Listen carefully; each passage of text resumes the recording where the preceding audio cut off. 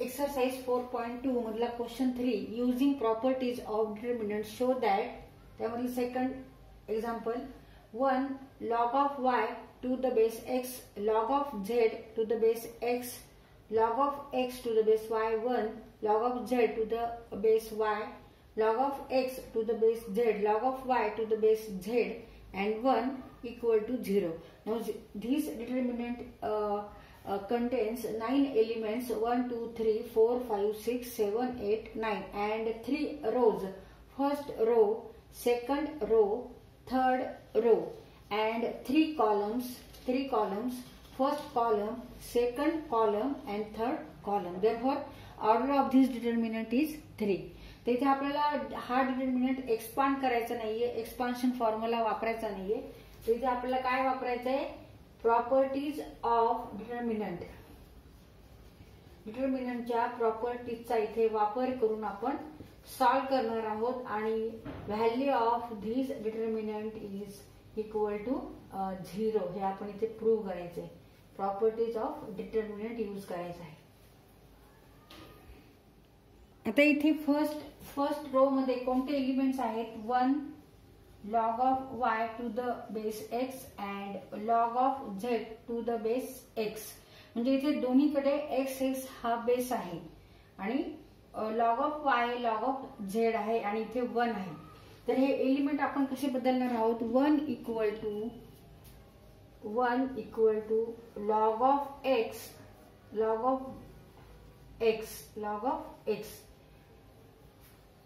divided by log of x equal to 1. Log of x and log of x divided by log of x equal to 1.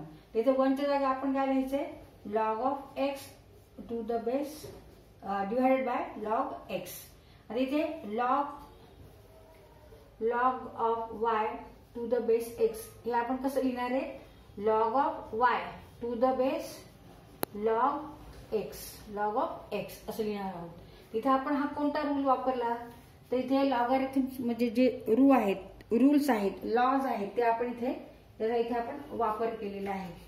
तर laws of logarithm मध्ये rule for change of base यामध्ये इथे आपल्याला हा एक rule आहे, log of m to the base b equal to log of m to the base a divided by log of b to the base a असा हा rule आहे. Lodge of logarithm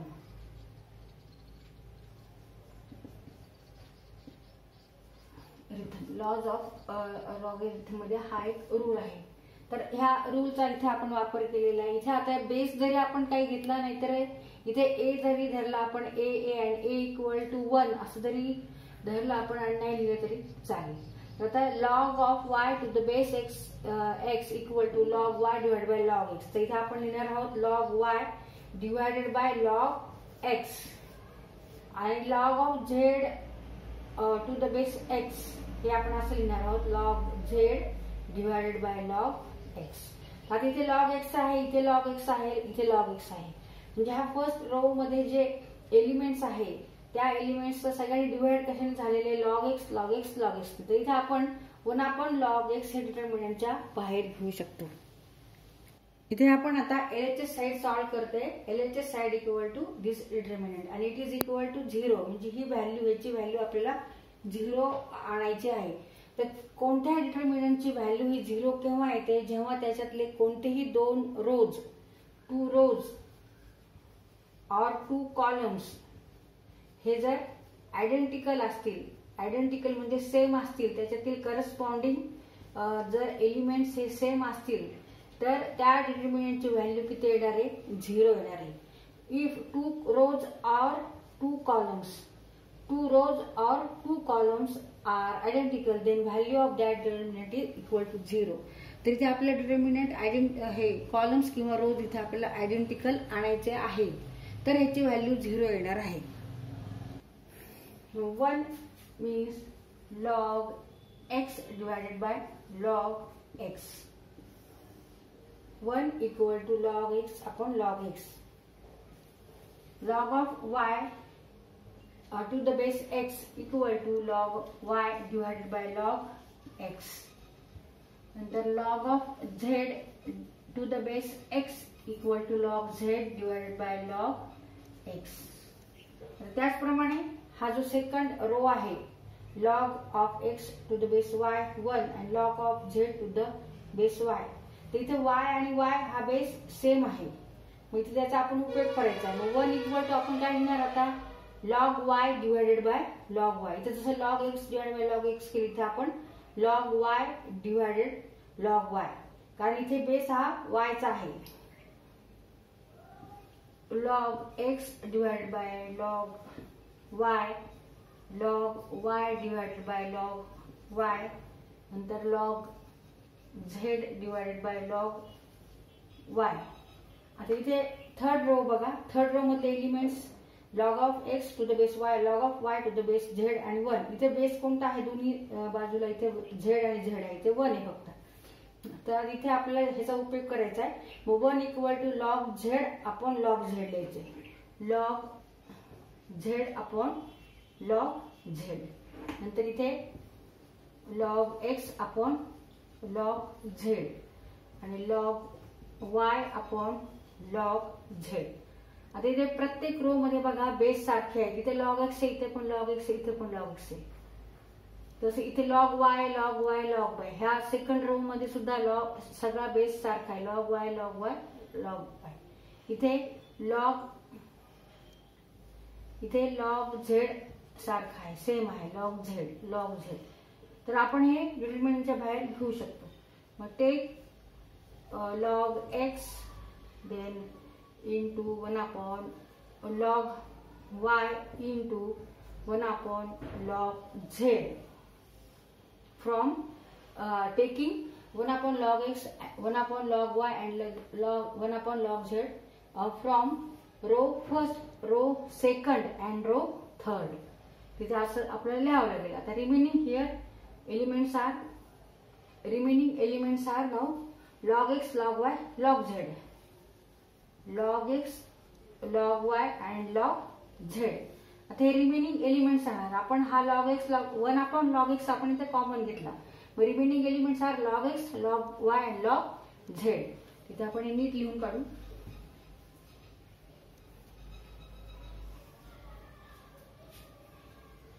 log x log y and log z.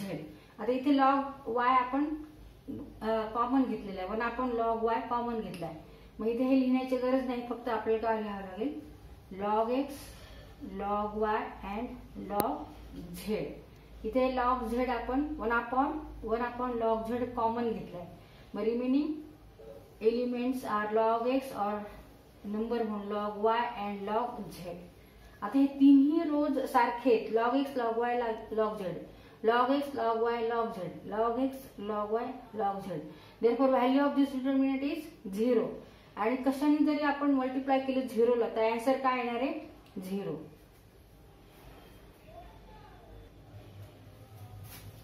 Equal to 1 upon log x log y log z, log x log y. इथे multiplication आहे, इथे multiplication आपण लिहिलं नाही तर इनटू डॉट दिला तरी चालतो, आणि डॉट नाही दिला तरी चालतो. log z and remaining log x and log x, log y and log y, log z and log z. तिथे सेम काय आहेत, आयडेंटिकल काय आहेत, तर रोज आयडेंटिकल आहेत. रोज आर हिअर आयडेंटिकल. हा रो, याच्या सगळे एलिमेंट सारखे आहेत. हा रो नंबर फर्स्ट R1, नंतर R2 पण तसाच आहे, सेम आहे. R1 and R2 same identical. R3 is also identical. आता दोन जरी रो किंवा कॉलम आयडेंटिकल असतील, सेम असतील करस्पॉन्डिंग एलिमेंट्स, तर त्या डिटरमिनंटची व्हॅल्यू 0 होते. आता इथे तिन्ही रोज आहेत, ते आयडेंटिकल आहे, सेम आहे, म्हणून याची व्हॅल्यू काय येणार आहे 0 येणार आहे. Equal to 1 upon log x log y and log z. into 0. तिथे रिझन काय घ्यायचं आपल्याला, because R1 row number 1 is here first number, row number first, R for row, 1 for number, row number, row 1 equal to row 2 equal to row 3. हे इथे आपण याचं कारण लिहिलं. Why? Value of this determinant is 0 because R1, R2, R3 these rows are identical same. Therefore, and when upon log x, log y, log z into 0 is 0. And it is equal to RHS side. Therefore, LHS equal to RHS. Therefore,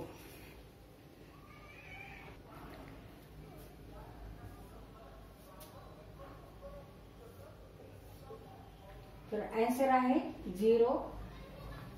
It is equal to RHS side. Therefore, LHS equal to RHS. तर ह्याप्रमाणे आपण हा question solve केलेला आहे.